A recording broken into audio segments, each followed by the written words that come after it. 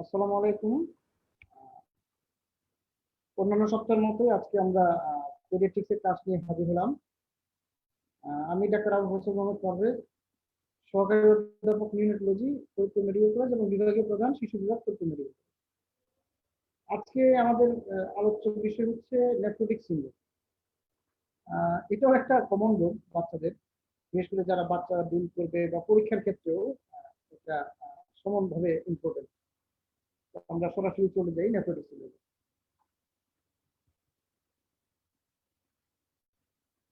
Nephrotic syndrome এটা মূলত একটা পেডিয়াট্রিক ডিসঅর্ডার, তবে অ্যাডাল্টেও কখনো কখনো এটা পাওয়া যায়। and it is 15 times more common in children than in adults. মানে অ্যাডাল্টে যা হয় তার চেয়ে অনেক বেশি, 15 গুণ বেশি বাচ্চাদের ক্ষেত্রে। এবং এটা মূলত একটা ইমিউনোলজিক ডিজিজ, এবং 90% মানে বাচ্চাদের যত নেফ্রোসিস হয় তার 90%ই এই ইমিউনোলজিক ডিজিজ দ্বারাই হয়। এখন আমরা যদি আসলে এটা খুব কমন একটা প্রশ্ন যে how will you define nephrotic syndrome.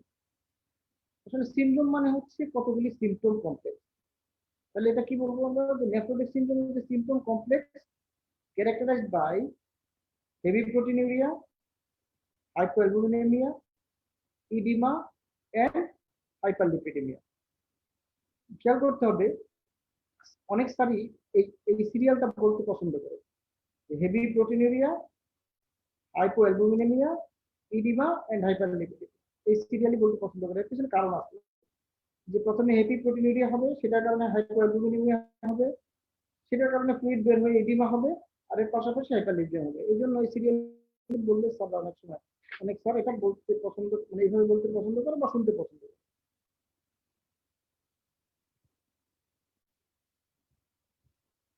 এখন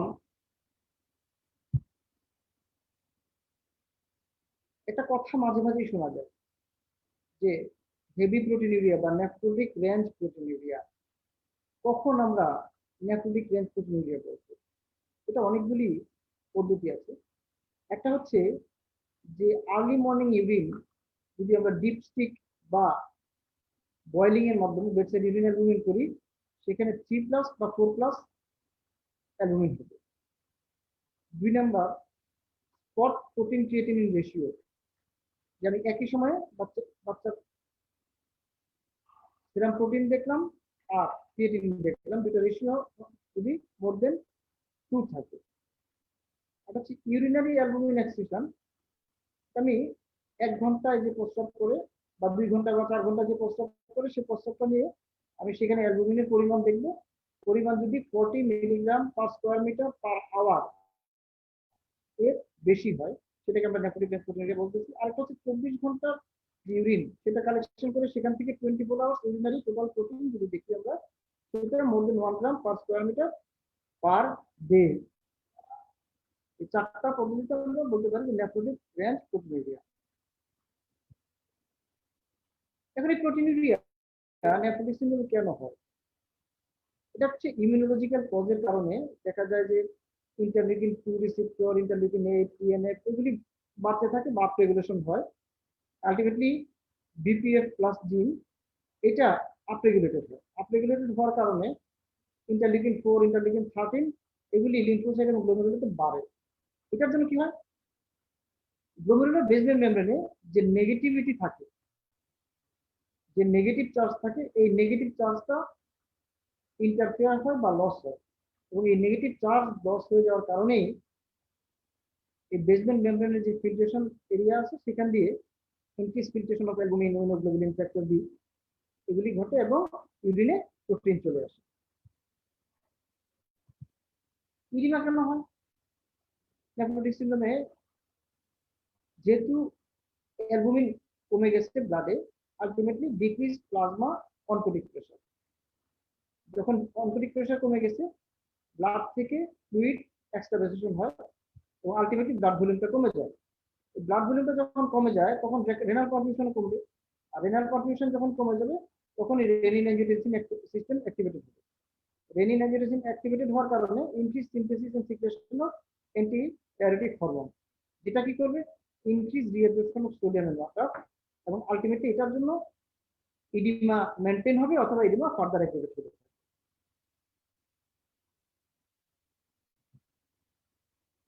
নেফ্রোটিক সিনড্রোমে হাইপারলিপিডিমিয়া কেন হয়? আসলে ব্লাডে যখন প্লাজমাতে হাইপোঅ্যালবুমিনিয়া থাকে, it stimulates hepatic protein synthesis which includes lipoprotein. আর এটা হচ্ছে লিপিড ক্যাটাবলিজমটাও তখন ডিমিনিশড হয় due to decrease lipoprotein lipase. এই দুটো কারণে ultimately patient develop hyperlipidaemia. And what are the etiology of nephrotic syndrome? যদি এইভাবে বলি এটিওলজি, তাহলে আমরা তিনটে এটিওলজিতে বলতে পারি। একটা হচ্ছে, বা যদি আমরা টাইপ বলি সেক্ষেত্রে আমরা একই কথা হবে, এটিওলজিক্যাল টাইপ। একটা হচ্ছে কনজেনিটাল, একটা হচ্ছে ইডিওপ্যাথিক, আর একটা হচ্ছে সেকেন্ডারি। এখন কনজেনিটাল কোনগুলি? Congenital nephrotic syndrome defined as the nephrotic syndrome that present at birth or within 3 months. জন্মের সময় অথবা জন্মের 3 মাসের মধ্যে যদি তার নেফ্রোটিক সিনড্রোম ডেভেলপ করে সেটাকে আমরা বলতেছি কনজেনিটাল নেফ্রোটিক সিনড্রোম। এটা প্রাইমারি সেকেন্ডারি দুই ধরনেরই থাকতে পারে। প্রাইমারির মধ্যে ফিনিশ টাইপটা সবচেয়ে কমন, এছাড়া ডেনিশ ডের সিনড্রোম সহ পিয়ারসন সিনড্রোম এবং ফিশার সিনড্রোম থাকতে পারে। আর secondary occurs due to intrauterine infection, infantile systemic lupus erythematosus, কখনো কখনো ব্লাড রিঅ্যাকশন বা মার্কারের জন্য হতে পারে। এরপর হচ্ছে ইডিওপ্যাথিক বা প্রাইমারি। এটা হচ্ছে যে নেফ্রোটিক সিনড্রোম যত হবে তার 90% হচ্ছে ইডিওপ্যাথিক। এই 90%-এর মধ্যে এই 90%-এর 80%, 85% হচ্ছে মিনিমাল চেঞ্জ ডিজিজ বা মিনিমাল চেঞ্জ নেফ্রোটিক সিনড্রোম, এটাই সবচেয়ে কমন। এছাড়া এই ইডিওপ্যাথিকের মধ্যে 5% থাকে মেসেঞ্জিয়াল এবং 10% থাকে ফোকাল সেগমেন্টাল গ্লোমেরুলোসক্লেরোস। এটা সেকেন্ডারি। সেকেন্ডারি মানে অন্য রোগের কারণে এটা হচ্ছে। এর মধ্যে কিছু আছে গ্লোমেরুলার ডিজিজ, যেমন membranoproliferative glomerulonephritis, membranous nephritis. কিছু ইনফেকশন যেমন হচ্ছে hepatitis B, C, HIV, syphilis, malaria, toxoplasma এদের জন্য হতে পারে। কিছু কোলাজেন ডিজিজ যেমন অ্যাসিডি, এইচএসপি এগুলোর জন্য হতে পারে। কিছু কিছু ড্রাগ যেমন পেনিসিলামাইন, গোল্ড, ক্যাপটোপ্রিড, এনএসআইডি, ফেনিট্রিন এদের কারণে হতে পারে। ম্যালিগনেন্সি বিশেষ করে লিম্ফোমা, লিউকেমিয়াতে হতে পারে। আর কিছু কিছু অ্যালার্জিক ডিজিজ যেমন হচ্ছে ফুড অ্যালার্জি বা বি স্টিং এর কারণে nephrotic syndrome, secondary nephrotic syndrome develop করতে পারে। এখন সবচেয়ে কমন যেটা সেটা হচ্ছে মিনিমাল চেঞ্জ নেফ্রোটিক সিনড্রোম বা মিনিমাল চেঞ্জ নেফ্রোটিক ডিজিজ। এটা আসলে মিনিমাল চেঞ্জ, কারণ হচ্ছে এটা লাইট মাইক্রোস্কোপিতে যদি আমরা দেখি তাহলে নর্মাল মনে হবে। ইমিউনোফ্লুরেসেন্স দেখলে সেখানে কোনো ডিপোজিশন পাওয়া যাবে না। আর ইলেকট্রন মাইক্রোস্কোপিতে দেখলে হয়তো সেখানে mild fusion of the podocyte process পাওয়া যাবে। এই জন্য এটা আসলে বলা হয় মিনিমাল চেঞ্জ নেফ্রোটিক সিনড্রোম। এখন এটা আমরা ডায়াগনোসিস করব যে আমার minimal change nephrotic syndrome. Patient কি নিয়ে আসবে বা হিস্ট্রি কি থাকবে? পেশেন্ট হিস্ট্রি নিয়ে আসবে একটা generalized swelling that start from the face and then descend all over the body. তাহলে কি হচ্ছে, একটা বাচ্চা সারা শরীরে পানি জ্বলছে, ফুলে গেছে। প্রথমে সে ফুলাটা শুরু হয়েছে মুখ থেকে এবং তারপরে আস্তে আস্তে সারা শরীর ফুলছে। তবে swelling of the scrotal sac এবং lower eyelid it is classical. স্বাভাবিকভাবেই ডিক্রিজ ইউরিন আউটপুট, প্রস্রাব কমে গেছে, সেই হিস্ট্রি নিয়ে আসবে। এর বাইরে আমরা যখন হিস্ট্রি নিব আরো কিছু জিনিস খুঁজতে হবে, সেটা কি? History of sore throat, skin infection, haematuria, to rule out the differential diagnosis, main differential the AGM. History of cough, respiratory distress to rule out circulatory overload or pulmonary edema. আরো history খুঁজবো headache, vomiting, abdominal pain to rule out hypertension and peritonitis. আমরা history of feeding mismanagement খুঁজবো to rule out PN. History of jaundice, haematemesis, melaena খুঁজবো chronic liver disease assess করার জন্য। পেশেন্টের history of skin রেশ আছে কিনা, আর্থ্রাইটিস আছে কিনা, অ্যাবডোমিনাল পেইন আছে কিনা সেগুলি খুঁজবো to rule out collagen disease. এবং পেশেন্টের হিস্ট্রি অ্যাটোপিক ডিজিজের হিস্ট্রি আছে কিনা, এই একই রকম রোগ রিল্যাপস এবং রিভিশনের হিস্ট্রি আছে কিনা, হসপিটালাইজেশন হিস্ট্রি আছে কিনা, হেপাটাইটিস বি হিস্ট্রি আছে কিনা, সেই হিস্ট্রিগুলি দিব। তাহলে পেশেন্ট কি নিয়ে আসবে? পেশেন্ট মূলত নিয়ে আসবে হচ্ছে যে তার সারা শরীর ফোলা, যে ফোলাটা প্রথমে মুখ থেকে শুরু হয়েছে আর প্রস্রাব কমে গেছে, এই হলো তার হিস্ট্রি। এর সাথে বাকি হিস্ট্রিগুলি আমাদের লাগবে to rule out other possibilities. এখন যখন আমরা ক্লিনিক্যাল এক্সামিনেশন করব, ক্লিনিক্যাল এক্সামিনেশনে আমরা যেটা পাবো প্রথমেই, এটা হচ্ছে oedema, that is generalized edema.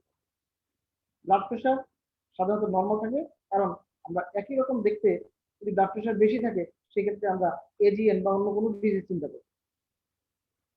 Bedside urine albumin করবো, সেখানে 3+ বা 4+ অ্যালবুমিন পাওয়া যাবে। স্কিন সার্ভে করবো, স্কিনে সাধারণত skin lesion, atopic dermatitis, celebrities এগুলি পাওয়া যাবে না।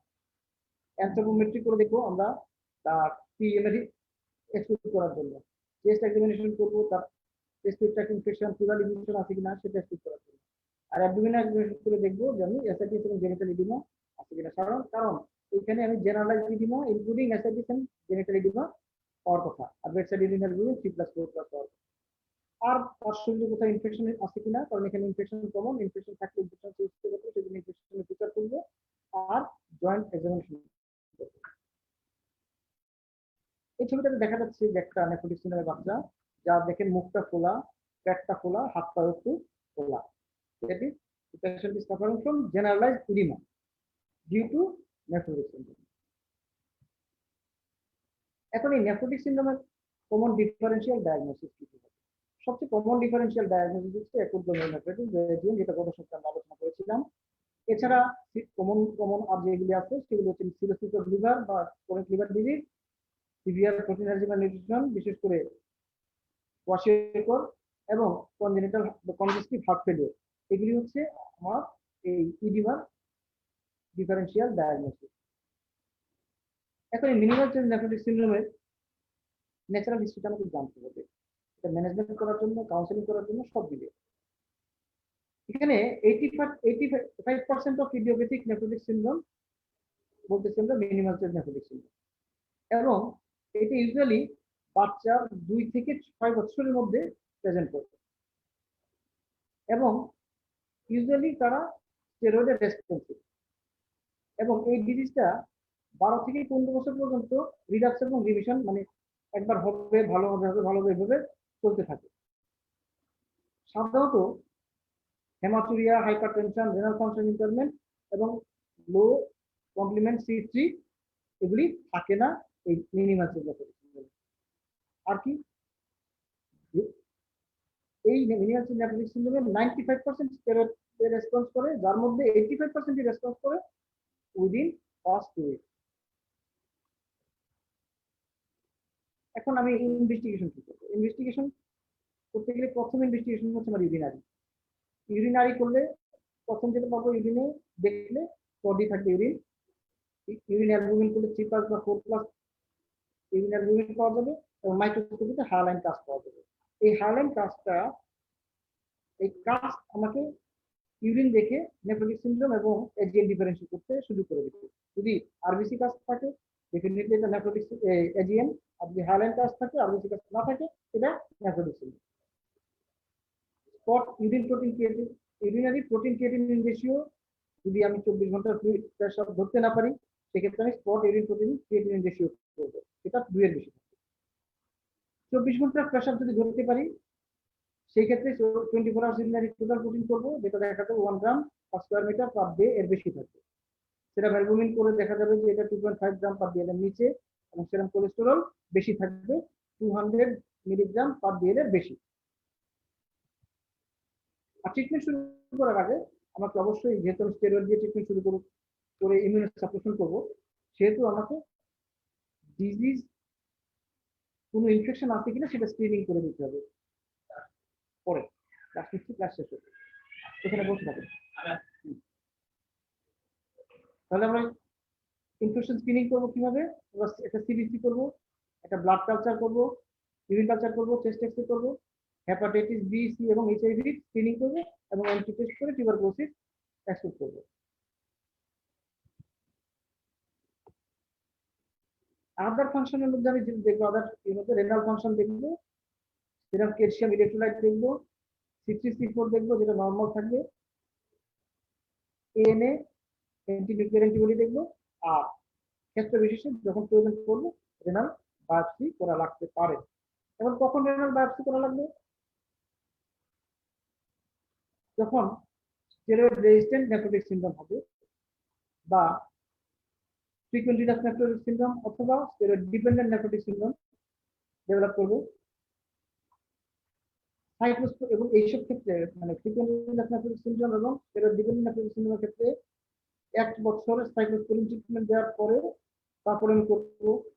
আর টিপিক্যাল প্রেজেন্টেশন যদি থাকে যে 1 বছরের নিচে বা 10 বছরের উপরে প্রথম নেফ্রোটিক সিনড্রোম ডেভেলপ করছে বা পেশেন্টের নেফ্রোটিক সিনড্রোমের সাথে হাইপারটেনশন আছে, মাইক্রোস্কোপিক বা ম্যাসিভ হেমাটোরিয়া আছে, কমপ্লিমেন্ট কমে গেছে বা রেনাল ফেলিওর ডেভেলপ করছে, সেটা ক্ষেত্রে আমি রেনাল বায়োপসি করবো।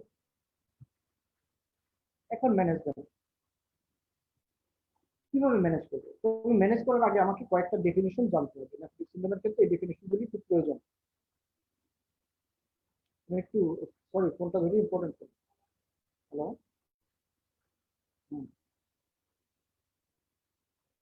ঠিক আছে ঠিক আছে ঠিক আছে, ঠিক আছে। তাহলে একটা হচ্ছে যে আমি যে ওষুধ দিয়ে চিকিৎসা করব সেটা রেসপন্স কখন বলবো? যদি পরপর 3 দিন মানে 3 কনজিকিউটিভ যে ইউরিন প্রোটিন ফ্রি থাকে তাকে আমরা বলবো রেসপন্স। আর রিল্যাক্স কখন বলবো? যে 3+ বা 4+ প্রোটিন ইউরিনে যদি 3+ বা 4+ প্রোটিন থাকে পরপর 3 দিন সাথে ইডিমা থাকে সেটাকে আমরা বলবো রিল্যাক্স। আর ফ্রিকোয়েন্ট রিল্যাক্স কখন বলবো? যখন স্টেরয়েড সেনসিটিভ নেফ্রোটিক সিনড্রোম বছরে 3বারের বেশি অথবা 6 মাসে 2বার তার বেশি বা রিল্যাক্স হয়, একে বলবো হচ্ছে ফ্রিকোয়েন্ট রিল্যাক্স। মানে 1 বছরে 3-এর বেশি, 6 মাসে 2বার তার বেশি। আর স্টেরয়েড ডিপেন্ডেন্ট কখন বলবো? তো স্টেরয়েডের রেসপন্ডার কিন্তু ইট relax while steroid is being tapered or within 14 days of stopping steroid therapy। মানে স্টেরয়েড রেসপন্স করতে ঠিক আছে, কিন্তু স্টেরয়েড যখন কমানো শুরু করি তখন অথবা স্টেরয়েড বন্ধ করার 14 দিনের মধ্যে পেশেন্টের আবার রিল্যাক্স করে, এটাকে বলবো স্টেরয়েড ডিপেন্ডেন্ট। এখন কোন পেশেন্টকে আমরা হাসপাতালে ভর্তি করবো? সবাইকে আমরা হাসপাতালে ভর্তি করবো, সব নেফ্রোটিসিনের পেশেন্টের হাসপাতালে ভর্তি লাগবে না। কাদেরকে লাগবে? যদি এক্সেসিভ ফ্লুইড ওভারলোড হয়, মানে এনাসার্কাস সিভিয়ার এনাসার্কাস ডেভেলপ করে, যদি পেশেন্টের কোনো কমপ্লিকেশন ডেভেলপ করে, অথবা যদি পেশেন্টের রেনাল বায়োপসি প্রয়োজন পড়ে। কারণ আমি যে ম্যানেজ করবো পেশেন্টটাকে, আমার ম্যানেজমেন্টের এইম কি থাকবে? এইম হচ্ছে 1 নম্বর হচ্ছে টু অ্যাচিভ রিমিশন, 2 নম্বর হচ্ছে টু প্রিভেন্ট রিল্যাপস, আর 3 হচ্ছে avoidance of complication side effect of the drug. কারণ আমি যে ড্রাগ ব্যবহার করবো এগুলি যথেষ্ট সাইড ইফেক্ট আছে, সেটাকে অ্যাভয়েড করার চেষ্টা করতে হবে আমাকে। এটা আমার ম্যানেজমেন্টের এইমের মধ্যে রাখতে হবে। এখন নেফ্রোটিক সিনড্রোমের যখন ট্রিটমেন্ট করবো আমার এটা কয়েকটা পার্ট থাকবে। একটা হচ্ছে সাপোর্টিভ এন্ড সিম্পটোমেটিক ম্যানেজমেন্ট, একটা হচ্ছে স্পেসিফিক ম্যানেজমেন্ট, একটা হচ্ছে prevention and treatment of complication, আর একটা হচ্ছে counselling and psychological support. Supportive এবং সিম্পটোমেটিক ট্রিটমেন্ট কি দিব? এর মধ্যে থাকবে ডায়েটারি এবং ডেইলি ডায়েটারি ম্যানেজমেন্ট এবং daily activity, control of oedema এবং prevention and treatment of infection. এটা হচ্ছে সাপোর্টিভ এন্ড সিম্পটোমেটিক। এই সাপোর্টিভ ম্যানেজমেন্টের মধ্যে ডায়েটারি ম্যানেজমেন্ট এবং ডেইলি অ্যাক্টিভিটি, এটা কি হবে? ডায়েটারি ম্যানেজমেন্ট হবে যে পেশেন্টকে অ্যাডিকুয়েট ক্যালোরি এবং প্রোটিন সাপ্লাই দিতে হবে। প্রোটিন হবে হাই বায়োলজিক্যাল ভ্যালু, এবং অ্যাডিকুয়েট বলবো কখন আমরা, যখন at least 1 to 2 gram per KG per day আমাকে প্রোটিন তাকে সাপ্লাই দিতে হবে। আমার ফ্যাট সাপ্লাইটা তাকে কমায় দিতে হবে, ডায়েটে লেস দেন 30% ডায়েট থাকবে ফ্যাট। আর এছাড়া ভিটামিন এবং মিনারেল সাপ্লিমেন্টেশন থাকবে। সল্ট ইনটেকটা আমরা কিছুটা রেস্ট্রিকশন করতে পারি, তবে সেটা মাইল্ডের ক্ষেত্রে সাধারণত সল্ট রেস্ট্রিকশন খুব একটা লাগে না। এখন অ্যাক্টিভিটির ব্যাপারে কি বলবো? যে আমরা অ্যাক্টিভিটি তার নর্মাল অ্যাক্টিভিটি চালিয়ে যেতে বলবো, কারণ অনগোয়িং অ্যাক্টিভিটি হ্যাঁ বেড রেস্টের চেয়ে ভালো। কোন সেন্সে? যে অ্যাক্টিভিটি যদি থাকে তাহলে তার রিস্ক অফ ব্লাড ক্লট কম থাকবে। পেশেন্ট যত শুয়ে থাকবে তার তত থ্রম্বোসিসের চান্স বেশি হবে এই নেফ্রোটিক সিনড্রোমে। এখন পেশেন্টের ইডিমা থাকবে, ইডিমা কিভাবে ম্যানেজ করবে? মাইল্ড ইডিমা শুধু সল্ট রেস্ট্রিকশনেই ম্যানেজ হয়ে যায়, তবে যদি ইডিমা বেশি থাকে সেক্ষেত্রে সল্ট রেস্ট্রিকশন, ফ্লুইড রেস্ট্রিকশন এবং ডায়াবেটিক্স লাগতে পারে। ডায়াবেটিস কি দিই আমরা? সাধারণত ডায়াবেটিস আমরা ফুসিমাইড দিই, এর সাথে কখনো কখনো ক্লোরথাইজেড দিই এবং মেটালোজেন দিই আমরা। এছাড়া যদি এগুলি দিয়েও আমার ইডিমা কারেকশন হচ্ছে না, সেক্ষেত্রে আমরা আইভি অ্যালবুমিন দিই। কখনো কখনো এফএফটিও আমরা দিতে পারি। এখন হচ্ছে স্পেসিফিক ম্যানেজমেন্ট। স্পেসিফিক ম্যানেজমেন্ট কি? স্পেসিফিক ম্যানেজমেন্ট হচ্ছে স্টেরয়েড। তবে এখানে ম্যানেজমেন্টটা এক একটা ক্ষেত্রে এক এক রকম। যেমন ফার্স্ট এপিসোড একরকম, রিল্যাপসের ক্ষেত্রে একরকম। রিল্যাপসের মধ্যে আবার ফ্রিকোয়েন্ট রিল্যাপস, ইনফ্রিকোয়েন্ট রিল্যাপসে আলাদা। এছাড়া স্টেরয়েড ডিপেন্ডেন্ট এবং স্টেরয়েড রেজিস্ট্যান্ট নেফ্রোটিক সিন্ড্রোমের ক্ষেত্রে ট্রিটমেন্টটা আলাদা।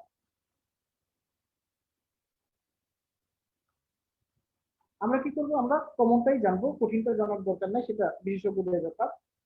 আমরা ফার্স্ট এপিসোডে কিভাবে ট্রিটমেন্ট করবো?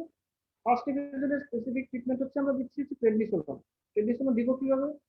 60 milligram per square metre per day in 2 to 3 divided dose daily for 6 weeks. 6 সপ্তাহ দেওয়ার পরে আমি কি করবো? সেটাকে কমিয়ে 40 milligram per square metre per day every alternate day with single morning dose 6 সপ্তাহ। তাহলে প্রথম আমরা কি বললাম? প্রথম এপিসোডে প্রেডিসোলন শুরু করবো আমরা প্রথমে 60 milligram per square metre per day 2 থেকে 3টা ডিভাইডেড ডোজে, এটা 6 সপ্তাহ চালাবো। 6 সপ্তাহ পরে আমরা ডোজটাকে কমিয়ে 40 milligram per square metre per day একদিন পর পর অল্টারনেট ডেতে হবে এবং এটা সিঙ্গেল মর্নিং ডোজ হবে 6 সপ্তাহ। এবার আসি রিল্যাপসের ক্ষেত্রে। রিল্যাপসের ক্ষেত্রে আমরা কি করবো? প্রেডনিসোলনই দিব। রিল্যাপসের ক্ষেত্রে আমরা প্রথমে 60 milligram per square metre per day করে দিতে থাকবো। কতদিন? আগে দিছিলাম আমরা হচ্ছে 6 সপ্তাহ, কিন্তু এখানে 6 সপ্তাহ না, এখানে আমরা রেসপন্স করা পর্যন্ত দেবো। রেসপন্স করা মানে বলতেছি যে আমরা প্রস্রাব পর 3 দিন যদি প্রোটিন ফ্রি থাকে ওই পর্যন্তই আমরা 60 milligram per square metre per day দেবো। পরপর 3 দিন যদি প্রোটিন ফ্রি থাকে, এরপর আমরা প্রেডিসোলনটাকে কমিয়ে 40 milligram per square metre per day, এটা এভরি অল্টারনেট ডে মানে একদিন পর পর morning dose, single morning dose হিসেবে 4 সপ্তাহ দিব এবং তারপর ধীরে ধীরে 4 সপ্তাহ কমিয়ে নিয়ে আসবো।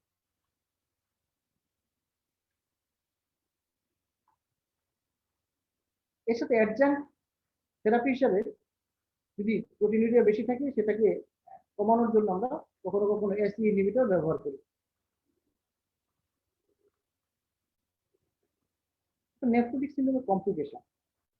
নেফ্রোটিক সিন্ড্রোমে ডিজিজের জন্য কমপ্লিকেশন হয়, ড্রাগের জন্য কমপ্লিকেশন। কমপ্লিকেশন কি কি? ডিজিজের সাথে রিলেটেড কমপ্লিকেশন হচ্ছে ইনফেকশন। দেখা যায় ইনফেকশনের মধ্যে খুব কমন হচ্ছে স্পন্টেনিয়াস ব্যাকটেরিয়াল পেরিটোনাইটিস, এটা খুব কমন একটা জিনিস। এছাড়া cellulitis, septicaemia, UTI, pneumonia, meningitis এগুলি ডেভেলপ করে। পেশেন্টের থ্রম্বোএম্বোলিজম এর ম্যানিফেস্টেশন হয়। পেশেন্ট হাইপোভোলেমিয়া এবং শকে যেতে পারে। পেশেন্ট হাইপোক্যালসিমিয়াতে ভুগতে থাকে। কখনো কখনো ডায়রিয়ার জন্য ডিহাইড্রেশন ডেভেলপ করে এবং অ্যাকিউট রেনাল ফেলিওর ডেভেলপ করতে পারে। এখন কোন কোন অর্গানিজম এই পেশেন্টকে বেশি আক্রমণ করে? দেখা যায় স্ট্রেপ্টোকক্কাস নিউমোনি, স্টেফাইলোকক্কাস হিমোফিলাস এগুলি হচ্ছে বেশি। এছাড়া ইকোলাই, ক্লেবশিয়েলা এবং ভেরিসেলা দিয়ে ইনফেকশন এই নেফ্রোটিক সিন্ড্রোমের ক্ষেত্রে বেশি হয়। কেন নেফ্রোটিক সিন্ড্রোমে ইনফেকশন বেশি হয়? এর কারণ হচ্ছে, এক নম্বর হচ্ছে ইমিউনোগ্লোবিন লেভেলটা তা কমে গেছে, ইমিউনোগ্লোবিন বের হয়ে গেছে প্রস্রাবের। এছাড়া প্রস্রাবের সাথে তার সেরাম ফ্যাক্টর বি এটা বের হয়ে গেছে। তাহলে ফ্যাক্টর বির অভাব একটা, ইমিউনোগ্লোবিনের অভাব একটা। এছাড়া পেশেন্টের প্রোটিন ডিফিসিয়েন্সি থাকে, টি সেল ডিসফাংশন থাকে, ইডিমা ফ্লুইড এটা একটা গুড কালচার মিডিয়া হিসেবে কাজ করে। আর হচ্ছে স্প্লিনে যেহেতু পারফিউশন কম থাকে হাইপোভোলিয়ার জন্য, স্প্লিনও এখানে ফাংশন কম করে। আর এর বাইরে আমরা ট্রিটমেন্ট যেটা দেই specific therapy, that is also immunosuppressive. That's why infection is very much common in nephrotic syndrome patient. এখন স্পন্টেনিয়াস ব্যাকটেরিয়াল পেরিটোনাইটিস, এটা যেহেতু আমরা বলছি এটা খুব কমন, তখন আমরা সন্দেহ করবো যে পেশেন্টের স্পন্টেনিয়াস ব্যাকটেরিয়াল পেরিটোনাইটিস ডেভেলপ করছে। যদি পেশেন্ট সাডেনলি মনে হয় যে ভেরি টক্সিক, বাচ্চার high fever, vomiting, shallow rapid respiration develop করছে, complaining abdominal pain, patient is suffering from hypotension, tachycardia, এবং অ্যাবডোমিন পালপেট করে দেখা গেল যে রিবাউন্ড টেন্ডারনেস আছে। এছাড়া বাউল সাউন্ডটাও কমে গেছে বা অ্যাবসেন্ট হয়ে গেছে। এইসব ক্ষেত্রে আমরা নেফ্রোটিক সিন্ড্রোম পেশেন্টের ক্ষেত্রে অবশ্যই স্পন্টেনিয়াস ব্যাকটেরিয়াল পেরিটোনাইটিস সন্দেহ করতে হবে। এখন ইনফেকশন প্রিভেনশন করার জন্য কি করবো আমরা এই নেফ্রোটিক সিন্ড্রোম পেশেন্টের ক্ষেত্রে? প্রথম কথাই হচ্ছে আমরা ইমিউনাইজেশন করবো। ইমিউনাইজেশন মধ্যে নিউমোকক্কাল ভ্যাকসিন দিব, হিপ ভ্যাকসিন দিব, হেপাটাইটিস বি ভ্যাকসিন দিব, ভ্যারিসেলা ভ্যাকসিন দিব। আর এই সময়টাতে আমরা লাইভ ভ্যাকসিন অ্যাভয়েড করবো, until steroid discontinue for 4 weeks. Steroid দেওয়া অবস্থায় আমরা লাইভ ভ্যাকসিন ব্যবহার করব না। ড্রাগ ইটসেলফ, স্টেরয়েডের জন্য আমার কি কি কমপ্লিকেশন ডেভেলপ করবে, যেগুলি ডেভেলপ করে সেটাকে আমরা একসাথে বলি স্টেরয়েড টক্সিসিটি। এর মধ্যে হচ্ছে কুশিং ফেস, কুশিংয়ের ফেস, পেশেন্টের obesity, cataract, buffalo harm, hypertension, avascular necrosis of the neck of the femur, growth failure, infection, osteoporosis, hyperglycemia and psychosis। এগুলো হচ্ছে স্টেরয়েড টক্সিসিটি। এই সবগুলি কম বেশি ডেভেলপ করতে পারে। এই যে খেয়াল করুন এখানে স্টেরয়েড টক্সিসিটি পেশেন্ট তার ফেস থেকে শুরু করে সারা শরীরের দিকে খেয়াল করলে আপনারা বুঝতে পারবেন টক্সিসিটি ডেভেলপ। কি করবো আমরা যদি স্টেরয়েড টক্সিসিটি ডেভেলপ করে? আমরা তখন স্টেরয়েড বন্ধ করে দিব, দিয়ে আমরা অল্টারনেটিভ ড্রাগ যেগুলি আছে সেগুলি দিতে যাবো এবং পেশেন্ট পার্টিকে ডিউ কাউন্সেলিং করবো। নেফ্রোটিক সিন্ড্রোমের পেশেন্ট খুব কমনলি অ্যাবডোমিনাল পেইন কমপ্লেন করে। এটার কারণ আছে, সেটা কি, যে পেশেন্ট যেহেতু হাইপোভলিমিয়া থাকে সেই জন্য মেসেন্ট্রিক ইসকেমিয়া ডেভেলপ করে, এর জন্য সে অ্যাবডোমিনাল পেইন কমপ্লেন করে। এছাড়া peritonitis, steroid induced gastritis, UTI এবং রেনাল ভেইন থ্রম্বোসিস এগুলির কারণে অ্যাবডোমিনাল পেইন নেফ্রোটিক সিন্ড্রোমের পেশেন্টের ক্ষেত্রে দেখা দিতে পারে। এখন কি কি জিনিস থাকলে আমরা বলবো যে bad prognostic factor nephrotic syndrome? একটা হচ্ছে যে ভেরি ইয়ং চাইল্ড অথবা 12 বছরের উপরে যে যদি নেফ্রোটিক সিন্ড্রোম ডেভেলপ করে, হেভি প্রোটিনিউরিয়া যদি পারসিস্ট করতে থাকে, হাইপো কমপ্লিমেন্ট যদি কম থাকে, পেশেন্টের হাইপারটেনশন থাকে, রেনাল ফেলিওর থাকে এবং অ্যাডিকুয়েট প্রেডনিসোলন দেওয়ার পরেও 28 দিনে পেশেন্ট রেসপন্স না করে, এটা একটা নেফ্রোটিক সিন্ড্রোমের চার্ট, নেফ্রোটিক সিন্ড্রোম পেশেন্টের ফলো আপ চার্ট।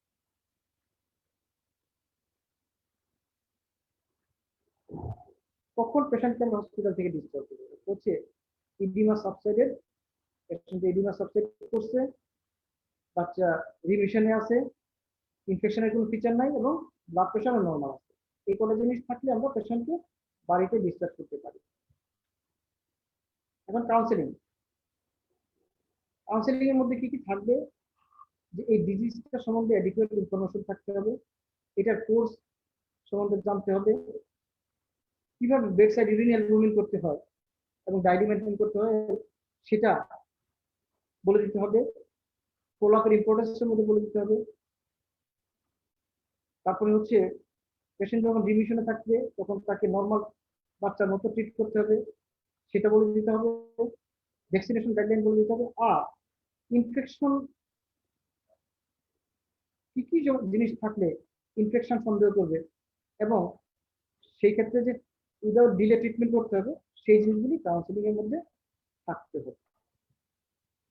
এখন পেশেন্ট ফলো আপটা কিভাবে করবে? যদি অ্যাডমিশনের সময় আমরা ফলো আপ করবো হচ্ছে পেশেন্টের oedema, weight, abdominal girth, bedside urine albumin, intake output chart, blood pressure, যদি কোনো নতুন কমপ্লেন থাকে, আর হচ্ছে ড্রাগ কমপ্লেক্স, এই জিনিসগুলি আমরা ফলো আপ করবো ভর্তি থাকা অবস্থায়। আর ডিসচার্জের পরে আমরা কি করব? সেটা হচ্ছে কখন হাসপাতালে ফিরে আসতে হবে, এই জিনিসটা ডিসচার্জের সময় পেশেন্টকে বলে দিতে হবে। বেডসাইড ইউরিন অ্যালবুমিনের কথা বলে দিতে হবে ফলো আপের মধ্যে। ইউরিন অ্যালবুমিন যদি 3+ বা মোর হয় তো 3 দিন সেখানে হসপিটালে ফিরতে হবে।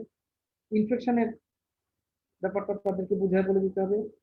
আর স্টেরয়েড ডিপেন্ডেন্ট অথবা ফ্রিকোয়েন্ট নেফ্রোটিক সিন্ড্রোমের ক্ষেত্রে রুটিন ফলো আপের প্রয়োজন, সেটাও তাদেরকে বুঝিয়ে বলে দিতে হবে। এই ছিল নেফ্রোটিক সম্বন্ধে মোটামুটি ইনশর্ট মোটামুটি নেফ্রোটিক সিন্ড্রোমের বেশিরভাগটাই আমরা কভার করার চেষ্টা করেছি। আশা করি এটা দেখলে মোটামুটি নেফ্রোটিক সিন্ড্রোমের বেশিরভাগটাই জানা হয়ে যাবে। ইভেন বইয়ে যেসব বিষয়ের ব্যাখ্যা নাই সেরকম অনেক বিষয়ও এখানে আলোচনা করা হয়েছে। আশা করি এ থেকে সবাই কম বেশি উপকৃত হবেন। সবাইকে ধন্যবাদ। কারো কোনো প্রশ্ন থাকলে একটু প্রশ্ন করতে পারেন।